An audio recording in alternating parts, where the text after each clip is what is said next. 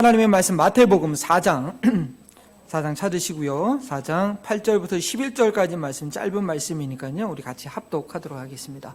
하나님의 말씀을 경외하는 마음으로 일어나셔서 우리 함께 합독합니다. 마태복음 4장 8절에서 11절까지입니다. 함께 읽습니다. 마귀가 또 그를 데리고 지극히 높은 산으로 가서 천하 만국과 그 영광을 보여 이르되 만일 내게 엎드려 경배하면 이 모든 것을 내게 주리라. 예수께서 말씀하시되 사탄아 물러가라 기록되었으되 주 너희 하나님께 경배하고 다만 그를 섬기라 하였느니라. 이에 마귀는 예수를 떠나고 천사들이 나와서 수송드니라. 아멘. 있는 살아계신 하나님의 말씀입니다. 네, 오늘 하나님의 말씀은 마태복음 4장 8절에서 11절까지 예수님의 광야 시험 마지막 세 번째입니다. 장로님 기도도 해주셨지만 지금 전쟁 가운데 있죠, 그렇죠? 이 전쟁이 일어나기 전에 어떻게 전쟁을 막아보려고 미국을 통해서나 서방 여러 나라들이 노력을 했는데 가장 지금도 하고 있는 방법이 뭡니까? 무역을 못하도록 제한하는 것입니다. 이 현대 사회에서 무역을 못한다고 한다면 생존에 위협이 되죠. 한 나라가 갖고 있는 재원으로는 이 복잡한 사회의 필요를 다 채울 수 없기 때문입니다. 주고 받는 것을 통해서 상호 의존하면서 살아가는 것이 사회이고 또 한계가 있는 이 피조물들의 생존 반식입니다. 오늘 마귀가 이 마지막으로 예수님을 시험하는 그런 방법을 보면 역시 마귀는 한계가 있는 피조물에 불과하고 예수님은 영원히 무한하신 하나님의 아들이심을 확실히 보여주고 있습니다. 이게 무슨 말인지는 여러분 차차 말씀을 들으면 이해가 되실 것입니다. 이 묘혹자 마귀는요, 예수님의 정체성을 흔드는 그런 유혹이 모두 무산되자 직접적으로 이 대적자 사탄으로서의 자신의 존재를 드러내면서 최후의 발악을 합니다. 아주 당돌한 제안을 합니다. 자신에게 경배하면 이 세상의 모든 영광을 주겠다는 것입니다. 예수님께서는 여러분 말씀에 읽으셨듯이 이 시험에서도 기록되었으되라고 하시면서 기록된 하나님의 말씀에 근거해서 이 마귀의 속임수를 물리치십니다. 저희가 이러한 예수님의 본을 따라가지 못하면 이 마귀의 노골적인 대적과 유혹에 무너지죠. 처음에는 살살 이렇게 숨기면서 했다가 이제 안 되니까 노골적으로 그냥 하나님 대적하고 자기를 숭배하라고 합니다. 그런데 조건을 던면서 얘기하죠. 근데 이 마지막 시험이 아주 결정적입니다.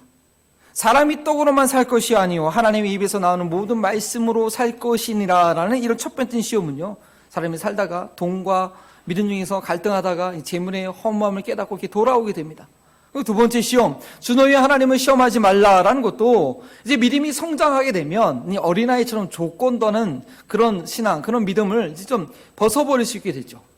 그런데 이 세 번째 시험은요, 한 번 빠져들게 되면, 여러분 파우스트라는 그런 소설 아닙니까? 독일 고전이죠. 고전이고 또 이렇게 아주 유명한 문학으로 나와 있는데, 저 파우스트 보면 저 사람이 세상의 모든 쾌락을 누리려고 자신의 영혼을 악마에게 팔았던 것처럼 이 세 번째 시험에 걸리게 되면 돌이킬 수 없는 그런 파멸에 이르게 됩니다. 저희가 이 세 번째 시험의 의미를 제대로 이해할 때 이 광야에서 몰아쳐내는 오는 이 마지막 시험을 우리가 이길 수 있다면 뭐냐? 이 시험을 이기게 되면 정말 저희는 영광스럽고 존귀하고 후회 없는 그런 삶을 살 수 있게 될 것입니다. 사람이 살아가는 목적이 무엇입니까? 여러분 알고 계십니까? 인간이 살아가는 목적이 무엇이냐? 하나님을 알고 하나님을 영화롭게 하고 하나님 앞에 영광 돌리기 위함이 인간의 존재의 목적인데, 이 마지막으로 마귀가 바로 그 영광을 빼앗으려고 하는 시험을 하고 있는 것입니다.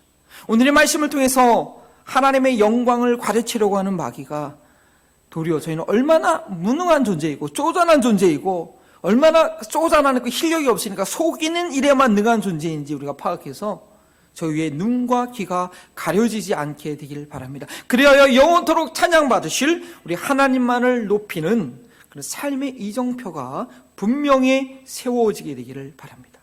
그래야지 이스라엘 백성들처럼 광야에서 뺑뺑 돌지 않고 이 광야의 시험을 끝내는 출구를 향해 나아갈 수 있게 됩니다. 예수님께서도 이 시험을 끝낸 이후에야 마귀는 떠나가고 천사의 수송을 받게 되지요. 대적자의 무능함, 이 사탄의 무능함에 대해서 말씀드립니다. 저희는 이 시험, 마지막 시험을 통해서 마귀가 얼마나 무능한, 열등한 존재인지 알아야 됩니다. 이게 무슨 말이냐고요? 마귀가 예수님을 높은 산으로 데려가서 산빛을 보여 산 밑에 있는 모든 천하만국과 그 영광을 보여주면서 이 모든 것을 예수님께 준다라고 그렇게 얘기할 정도면, 그래서 이 세상에서 마귀가 꽤나 좀 대단한 실력이 있는, 좀 뭔가 영향력 있는 그 존재가 아닌가라고 여러분 생각할 수 있을 것입니다. 그러나 그건 절대 사실이 아닙니다. 아주 속임수입니다. 왜 그런지는 계속해서 말씀드리겠습니다. 세상의 모든 것이 자기 것인 양 예수님께 주겠다고 하면서 이 마귀가 예수님께 요청한 것이 무엇이었습니까? 9절이죠. 자신에게 경배하라고 합니다. 자신에게 예배하라고 합니다. 이 경배라는 단어가 예배라는 단어와 동일한 단어였습니다. 저희는 여기서 이 마귀의 비굴함을 볼 수 있어야 됩니다. 자신이 얼마나 예배받고 싶었으면 세상의 모든 것을 줄 테니까 자신도 예배해달라고 그렇게 얘기합니까? 이건 정말 간청입니다. 간청. 자신의 존재가 너무 비굴하니까 다른 것과 웬만한 것과는 안 되고요, 이 세상에 있는 모든 것을 주고 이 거래를 하려고 하고 있는 것입니다. 왜 그랬을까요? 그만큼 마귀는요, 예배받을 만한 그런 존재가 못 되기 때문에 그렇습니다. 도입 부분에 말씀드렸듯이 제한적인 자원을 갖고 있는 인간들은, 모든 피조물들은요, 스스로 완전할 수 없기 때문에 거래를 합니다. 거래를 한다는 것은 스스로의 부족을 인정하는 것이죠. 그런데 마귀는 지금 거래를 통해서 예배를 얻으려고 하고 있습니다. 그 자체가, 마귀는 예배 받을 만한 존재가 아니라는 것을 보여주시는 것이죠. 부족함이 없는 스스로 계신 우리 하나님만이 이 세상에서 온전한 경배와 찬양과 존귀를 받으실 그런 분인 것입니다. 예배란 절대의 가치에 대한 확신을 가지고 그 대상을 온전히 높여드리는 전 인격적인 행위입니다. 창조주 하나님께서는 피조물들에게 예배하라고 명령하셨지 예배를 받기 위해서 인간들과 거래하지 않으셨습니다. 내가 이거 해줄 테니까 너 나한테 예배할래? 주일날 좀 와라. 나도 예배, 나 해줄게. 예배 좀 할래? 하는 절대 그렇게 말씀하지 않으셨습니다. 예배는 창조주만이 피조물을 통해서 마땅히 받으실 수 있는 그런 행위입니다. 시편 147편 1절 말씀이죠. 우리 함께 읽습니다. 할렐루야. 우리 하나님을 찬양하는 일이 선함이요 찬송하는 일이 아름답고 마땅하도다. 그 다음 구절입니다. 할렐루야. 하늘에서 여호와를 찬양하며 높은 데서 그를 찬양할지어다. 그의 모든 천사여 찬양하며 모든 군대여 그를 찬양할지어다. 해와 달아 그를 찬양하며 밝은 별들아 다 그를 찬양할지어다. 하늘의 하늘도 그를 찬양하며 하늘 위에 있는 물들도 그를 찬양할지어다. 그것들이 여호와의 이름을 찬양함은 그가 명령하심으로 지음을 받았음이로다. 피조물에게 창조주를 경배하며 찬양하는 것이 마땅합니다. 그런데 인간은 태어날 때부터 죄 가운데 태어났기 때문에 하나님의 가장 존귀한 현상으로 지음받았음에도 불구하고 하나님의 영광이 뭔지 가장 알 수 있는 그런 피조물임에도 불구하고 내가 왜 태어났는지 그것을 망각한 채로 그저 이 세상에서 내가 주인은 양, 내가 왕인 양 그렇게 안타깝게 살고 있다는 것입니다. 자기가 태어나는 아기가 자기가 태어날 때 자기 모습을 못 보는 것처럼 인간은 태어나면서 내가 왜 태어났는지 하나님을 영원토록 찬양하도록 그렇게 만들어졌는데 그것을 잊어버리고 만 것입니다. 그리고 다른 피조물들만이 자기가 만들어진 그 위치에서 해와 달과 산과 바다와 모든 것들이 하나님을 좀 찬양하고 있습니다. 그런데 우리 눈이 가려서 그걸 보지 못하고 있는 것이죠. 죄에 빠져 있다는 것은 하나님을 예배하지 않고 사탄처럼 스스로 영광을 취하라고 한다는 것입니다. 사탄은 교만하여서 자기 자리를 지키지 않고 안아서 타락한 그런 천사죠. 유다서 1장 6절 말씀입니다. 또 자기 지위를 지키지 아니하고 자기 처소를 떠난 천사들을 큰 날의 심판까지 영원한 결박으로 흑암에 가두셨으니. 제가 이번 주간 말씀 준비하는데 너무 집중이 안 되고 너무 힘들었어요. 그러니까 가만히 다 끝나고 보니까 이 마귀가 제가 이 말씀을 준비하면서 이 마귀의 존재, 사탄의 존재에 대해서 막 드러내려고 하니까 아주 그냥 그거 발악을 하는 것 같아요. 간신히 준비했는데 오늘 마귀가 우리를 어떻게 미혹하며 마귀의 존재가, 사탄의 존재가 무엇인지 여러분 알게 되길 바랍니다. 하나님을 섬기며 찬양하는 그 자리에서 벗어나서 자기 자신을 이 높음을 밟려고 했기 때문에 이 천사가 타락한 곳이 바로 마귀입니다. 이사야에서 보면 그런 말씀이 있습니다. 바벨론 왕이 교만해서 자기 스스로를 높여 내가 하나님의 자리를 넘보고 싶다라고 그런 말을 합니다. 그런데 그 결과가 뭡니까? 아주 심판받아서 가장 깊은 그런 수월 구덩이에 빠지게 된다. 바벨론 왕이 그렇게 된다고 기록되어 있는데 바로 그와 같이 사탄이 된 것입니다. 너 아침에 기를 계명성이여 어찌 그리 하늘에서 떨어졌으며 너 열국은 엎은 자여 어찌 그리 땅에 찍혀졌는고 내가 내 마음에 이르기를 내가 하늘에 올라 하나님의 뭇별 위에 내 자리를 높이리라 내가 북극 지폐의 산 위에 앉으리라 가장 높은 구름에 올라가 지극히 높은 이와 같이 되리라 하는도다. 그러나 이제 내가 수월 곧 구덩이 맨 밑에 떨어짐을 당하리로다 한 것이죠. 바로 유다서 말씀과 이사야서 말씀 볼 때 이 마귀의 존재가 어떤 존재라는 것을 저는 이해하게 됩니다. 지난주에 말씀드린 대로 에덴 동산에서 아담과 하와를 유혹한 그 옛 뱀, 곧 사탄 마귀입니다. 첫사람 아담과 하와로 하여금 하나님처럼 되려고 하는 욕망을 불어넣어서 자신이 타락했던 것처럼 타락하게 만들었습니다. 그리고 이 타락한 천사, 이 사탄이 지금도 하려고 하고 있고 지금도 하고 있는 일이 뭐냐? 바로 자신을 경배하게 만드는 것입니다. 천상에서 이루지 못한 꿈을 이 타락한 인간들을 통해서 이루어 보려고 하고 있는 것입니다. 이 세상에 죄가 들어와서 인간들이 하나님께 순종하지 않고 마귀를 따라 하나님을 반역하는 길을 가고 있는 동안에는 그래서 이 사탄이 세상의 곤중 권세를 잡고 있습니다. 에베소서 2장 2절 말씀이죠. 그때 너희는 그 가운데 행하여 이 세상 풍조를 따르고 공중의 권세 잡은 자를 따랐으니 곧 지금 불순종의 아들들 가운데 역사하는 영이라 영의 세력이 있는 것입니다. 찬양하라고 지음받은 피조물인 천사가 도리어 찬양받고 싶어서 타락하기까지 아무리 발버둥을 쳤어도 그런 예배의 대상자가 되지 않습니다. 예배받기 위해서 온 세상과 맞바꾸려고 하는 그런 열등한 존재일 뿐입니다. 우리 피조물들은 창조주를 바로 알고 예배할 때에야 비로소 가장 영광스러운 존재가 될 수 있습니다.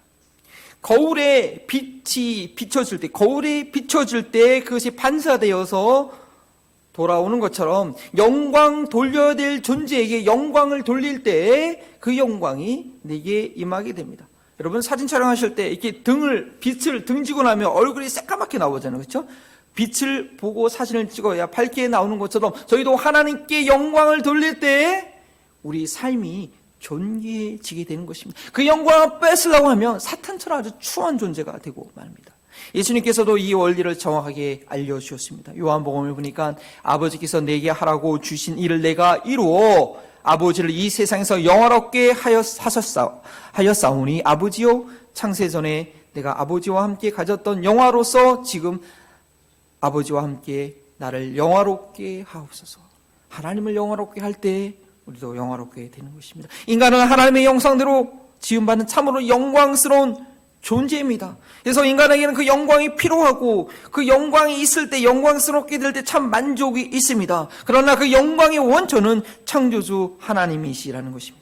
스스로 영광을 얻으려고 하면 타락한 천사 이 사탄처럼 끝없이 영광에 목말라 하는 그런 비천한 존재가 되는 것이죠. 이것도 얻어야 되고 이것도 있어야 되고 이것도 인정받아야 되고 끊임없는 그러한 영광을 갈구하다 망하는 존재가 되는 것입니다. 우리 피조물로서 창조자 하나님께 마땅한 영광을 돌릴 때 비로소 하나님의 영광을 빛을 드러내는 그런 영광스러운 존재가 됩니다. 사탄은 이러한 진리를 속이고 죄인들이 하나님의 영광을 보지 못하도록 하나님의 것을 자신의 것인 것처럼 속여서 사람들을 미혹합니다. 이 대적자의 속임수에 대해서 말씀드립니다. 하나님께 마땅히 돌려야 될 영광을 돌리기 위해서는 저희는 마귀의 속임수를 분별할 수 있어야 됩니다. 마귀는 천하 만국의 영광이 자신의 것이냐 그것을 줄 테니 자신을 경배하라고 했지만 그것은 거짓말입니다. 물론 세상은 사탄에게 속해 있습니다. 그래서 예수님께서는 사탄을 세상의 임금이라고 했습니다. 사도 바울은 세상의 신이 복음의 광채를 가리우고 있다고 했습니다. 또한 어둠의 세상 주관자들과 하늘에 있는 악한 영들에 대해서 우리가 믿음의 싸움을 해야 될 것을 말씀했습니다. 그러나 성경이 말하고 있는 이 세상은 하나님을 인정하지 않고 대적하는 세력, 그 영역을 말하는 것이지 세상에 있는 모든 것이 사탄의 것이라고 말하고 있는 것은 아니죠. 성경에서 가장 중요한 구절 뭐죠? 요한복음 3장 16절에 그렇게 되지 않습니까? 하나님이 무엇을 세상을 이처럼 사랑하사 독생자를 주셨으니, 여기서 말하는 세상이라는 것은 하나님께서 만드신 모든 만물을 말합니다. 회복되어야 될 그런 세계를 말합니다. 그래서 우리가 세상이라고 얘기할 때 가장 중요하게 여겨야 될 것은 그것이 누구에게 속하 있느냐를 보는 것입니다. 이 세상에 있는 그 어떤 것이라도 하나님이 인정한다면 그것은 하나님의 것이요 하나님께 속한 것이요, 하나님이 인정하지 않는다고 한다면 그 어떤 좋게 보이는 것이라도 그것은 사탄에게 속한 것입니다. 마귀가 산꼭대기에 올라가서 천하만국과 그 영광을 보여줄 때에 마치 모든 것이 자기에게 속한 것이냐, 자기에게 권한이 있는 것이냐 그렇게 뻥을 쳤지만 그것은 사탄의 것이 아닙니다.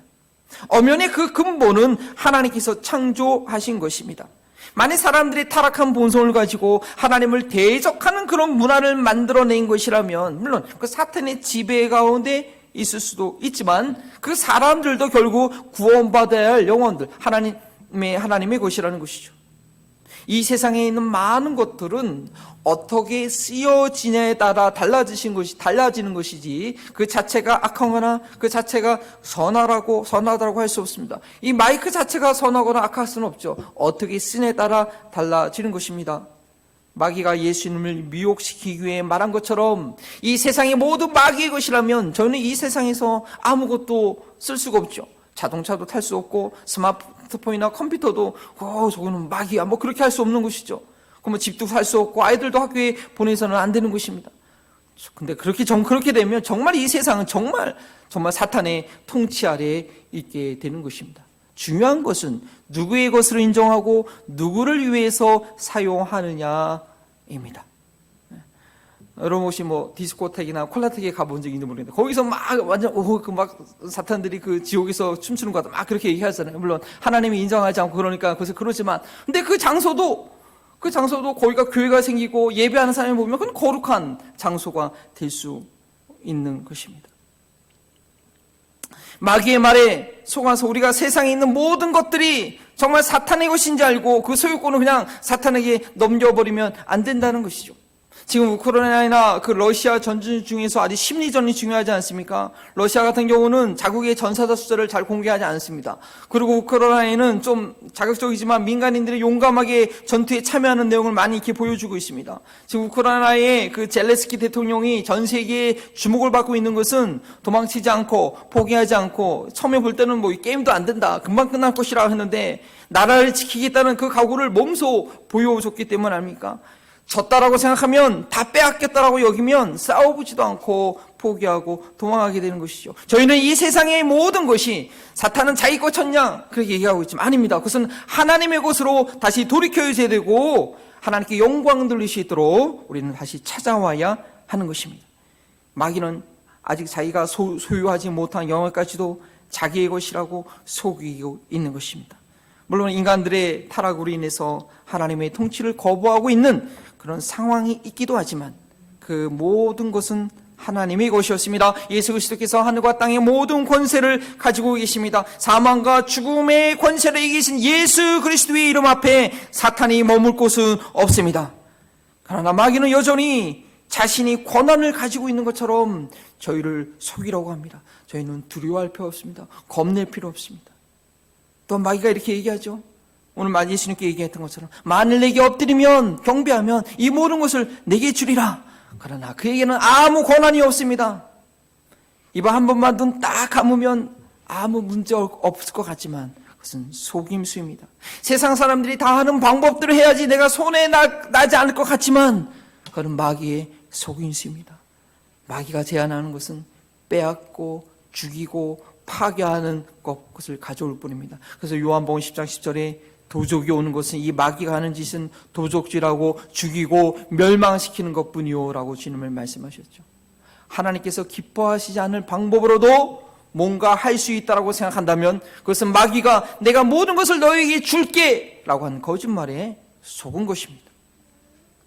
또 다른 마귀의 속임수는 모든 것이 내 것이라고 우리의 소유욕을 부추기는 것입니다. 이것은 마귀가요, 자신을 드러내지도 않고 우리를 속이는 고차원적인 방법입니다.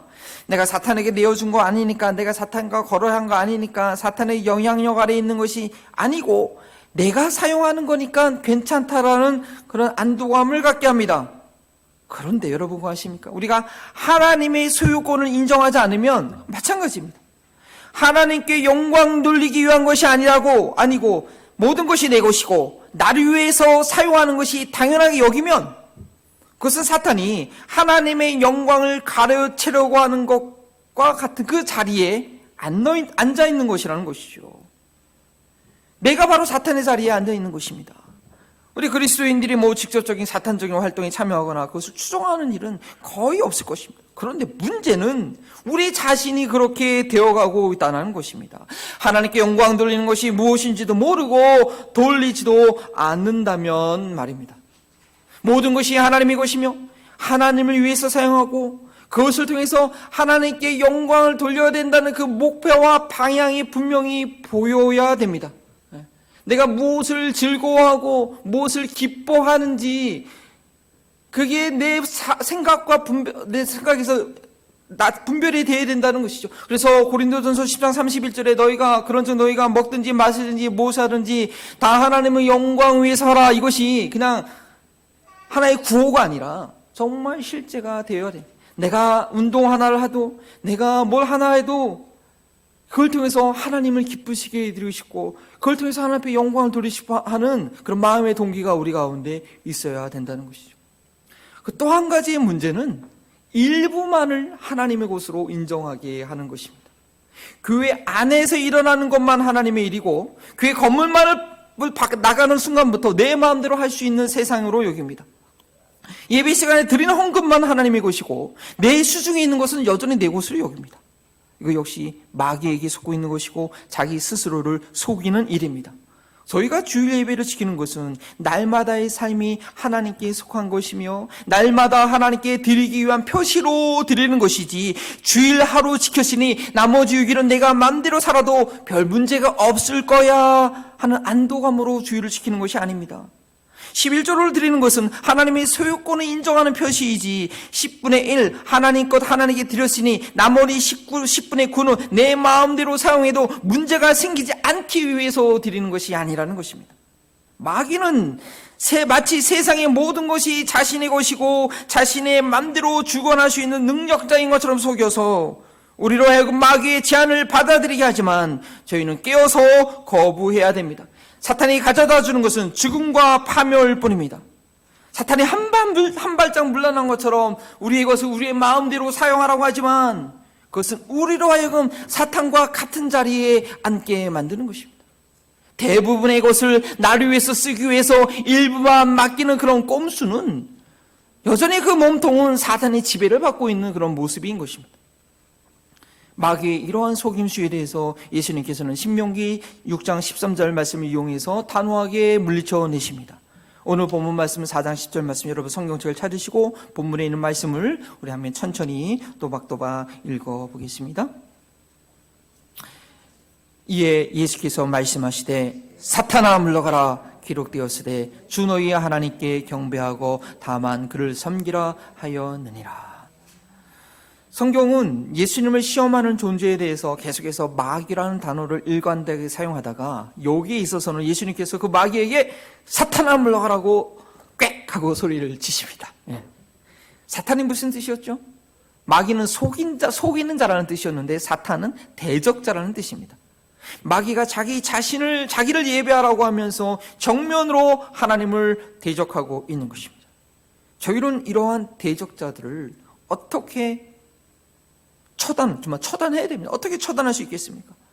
이 대적자 사탄은 실상은 얘기했죠. 아주 무능한 자고 아무것도 아닙니다. 그리고 무능하기 때문에 이 사탄이 쓸 수 있는 것은 속이는 것밖에 없어요.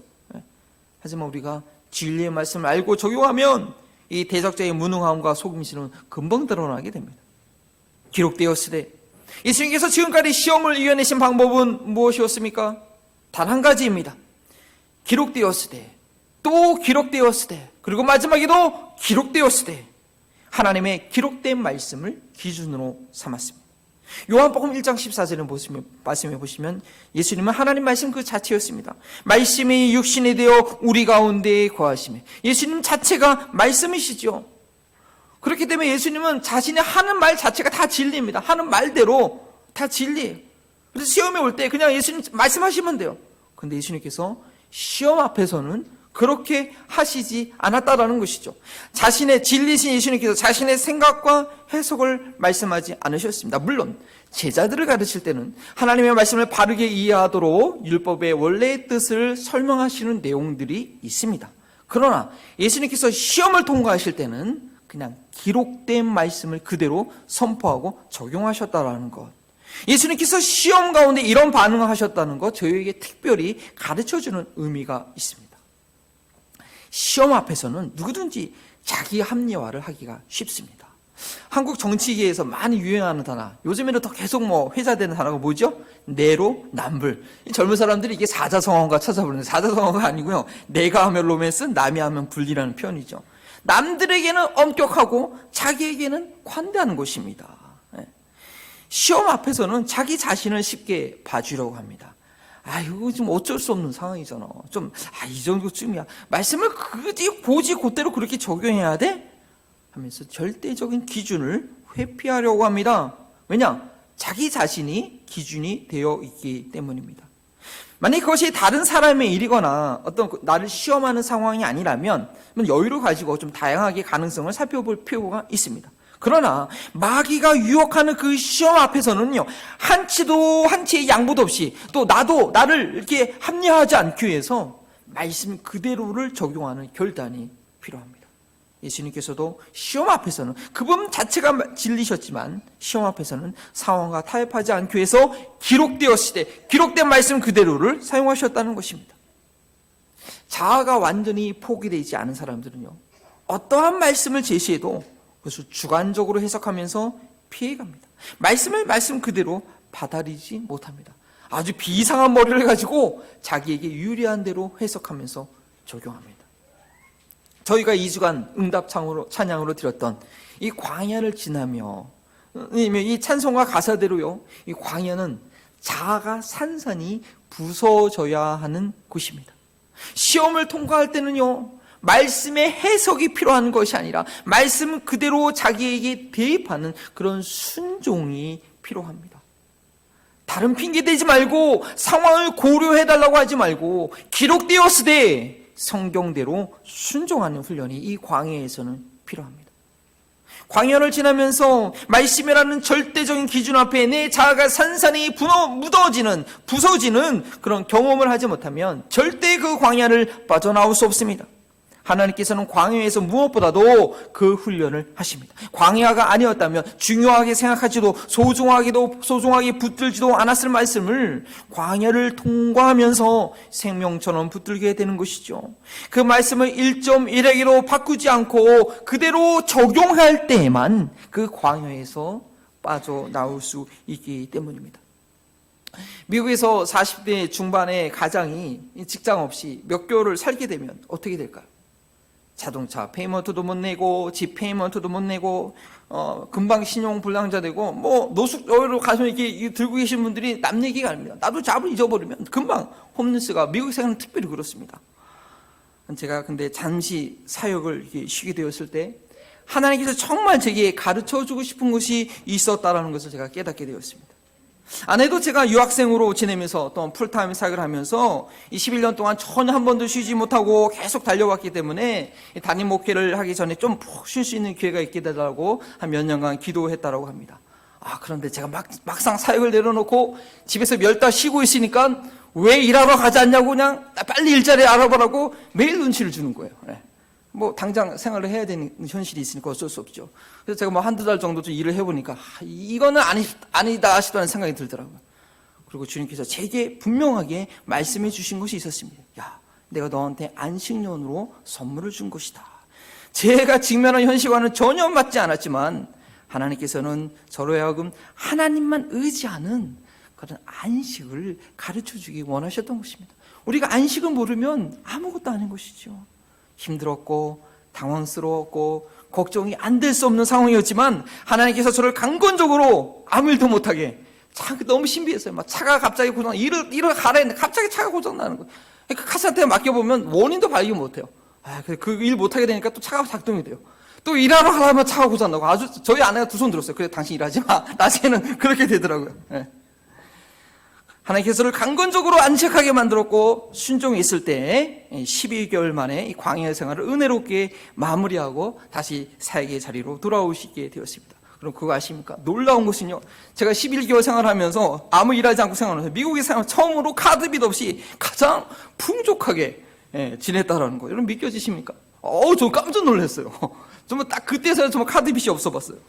그냥 광야를 통과하신 분들은 동감이 되실 것입니다. 말씀을 마무리합니다. 예수님의 마지막 시험에서 사탄은 자신의 본색을 그대로 드러냈습니다. 하나님의 영광을 갈취하려는 것이었죠. 하나님을 예배하는 피조물의 자리에 벗어나서 스스로를 영화롭게 하다가 이 타락한 이 천사 사탄은요, 인간도 그렇게 타락하게 만들었고, 그리고 문제는 끊임없이 지금도 우리를 그렇게 타락시키려고 유혹하고 있다는 것입니다. 저희가 하나님의 은혜로 구원받은 것이 아니고서는 스스로의 영광을 갈구하는 그런 파괴자의 삶에서 벗어나지 못합니다. 자꾸 시험에 들고 자꾸 뭔가를 갈증하는 것, 하나님의 영광을 모르기 때문에 그런 것입니다. 구원받았다는 것이 무엇입니까? 구원받았다는 것은 그 눈을 들어 하나님의 영광을 볼 수 있게 되었다는 것이며, 자신의 영광이 아니라 하나님의 영광 위에서 살 수 있게 되었다는 것이 바로 구원받았다는 것입니다. 내가 정말 구해야 될, 찾아야 될 그것이 무엇인지 보게 되었다는 것입니다. 하나님만이 창조주, 하나님만이 영광의 원천이시오. 구원받지 않으면 절대 보이지 않습니다. 찬양 가운데 누구는 손 들고 눈물을 흘리면서 기도하는데 저 왜 그래? 그렇게 보는 거죠. 하나님의 영광의 보좌가 내 마음에 그려지기에 우리 주님만 보게 되는 것입니다. 외롭고도 험한 광야의 길을 마칠 수 있는 것은 그 영광의 길을 바로 보았을 때입니다. 마귀가 모든 것을 주겠다고 하는 그 헛된 속이수에 넘어가지 않고 오직 하나님만을 예배하며 하나님만을 섬기는 삶이 참된 즐거움과 영광이 된다는 것을 발견하여 믿음으로 선택할 때 바로 그 지긋지긋한 광야는 끝나게 되는 것입니다. 어쩌면 돌이켜보면 거기가 가장 좋은 곳이었지도 모르지만 거기 계속 머물러 있으면 안 되죠. 하나님 앞에 영광 돌리는 풍성한 열매가 있는 그런 삶으로 우리는 나아가야 될 것입니다.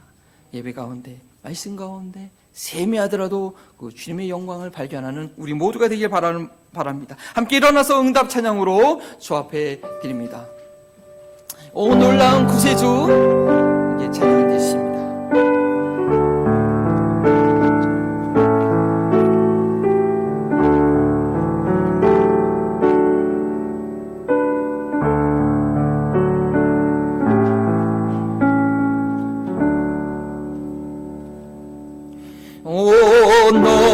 놀라운 구세주 예수 내 주 참 능력의 주시로다. 큰 바위 및 생소는 그곳으로 내 영혼이 숨기시네.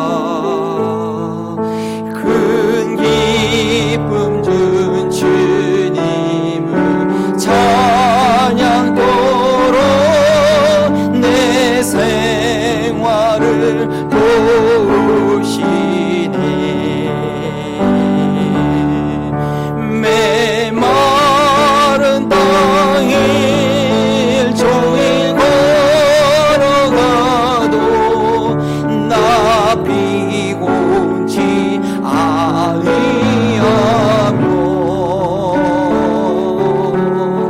저 위험한 곳 내가 이를 때면 큰 바위에 심기시고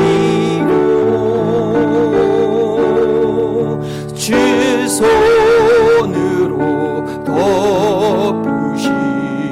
주 예수님 공중에 임하실 때 주 예수님 공중에 임하실 때 나 일어나 맞이하리.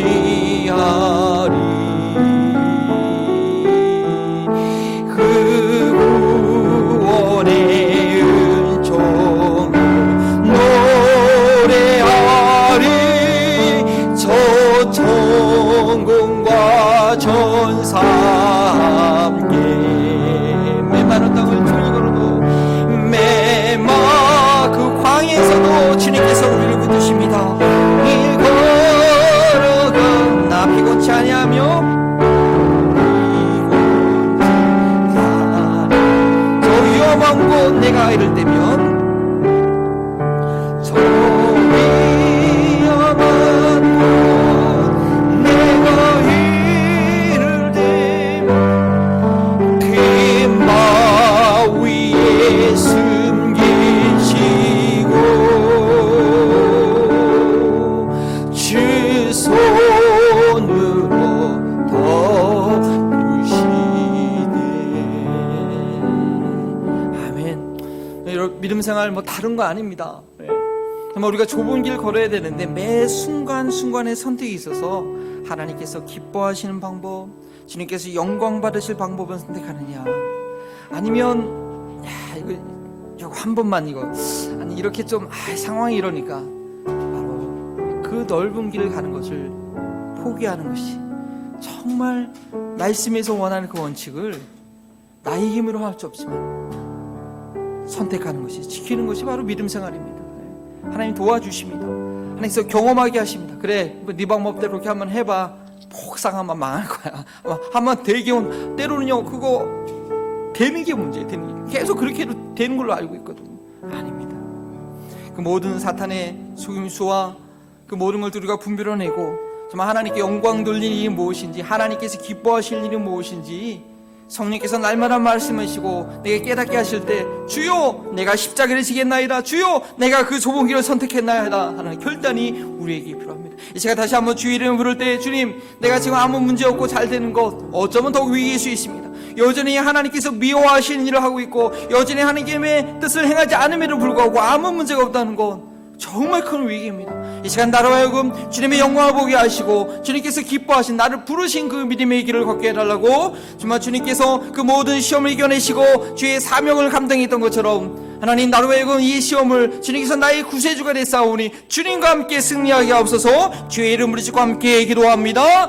주여 하나님 감사합니다. 주여 우리 부족함과 불의함과 우리의 연약함을 불쌍히 여겨 주시옵소서. 주님의 뜻이 무엇인지 모르고 하나님께서 기뻐하신 일이 무엇인지 모르고 내 육신의 편안함과 내 육신의 안일함과 하나님 그저 한 번만 하나님 이 방법대로 소방법대로 쉬운 방법으로 쉬운 걸로 택하는 그런 연약함이 있었습니까? 주여 나로 하여금 주의 진리를 보게 하시고 하나님께서 기뻐하신 일을 보게 하여 주셔서 자로나 우로나 치우치지 아니하고 자로나 우로나 치우치지 아니고 주님 안에서 주님과 함께 십자가를 지고 나아가는 저희들 되시도록 주님 도와주시옵소서. 주님 도와주시옵소서. 주님 붙들어 주시옵소서. 주님 인도하여 주시옵소서. 주님 이끌어 주시옵소서. 주님 새롭게 하여 주시옵소서.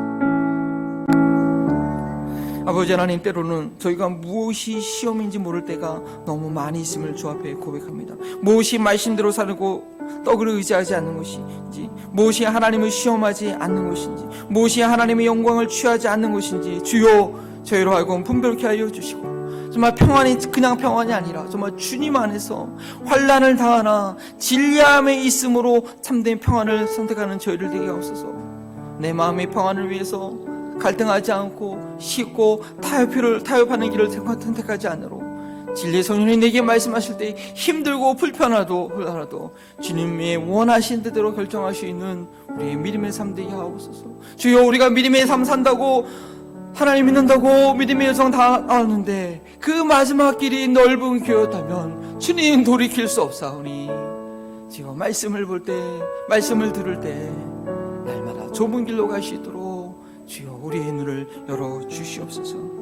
하나님, 돈을 사랑하는 것이 참으로 돈을 사랑하게 되는데, 참으로 우리 인생 살아갈 때 돈에 매여있는 일이 너무나 많은데, 이 시간 주 앞에 맡겨드림으로 그 모든 재정에서 자유함을 얻는 저희들이 될 줄 믿습니다. 우리가 또 한 주간 생활하고 사업하고 직장 생활하는 것이 돈에 매여있는 것이 아니라 그 돈을, 그 재령을 다스리는 주님의 자녀의 삶으로 한 주간도 동행하여 주시옵소서.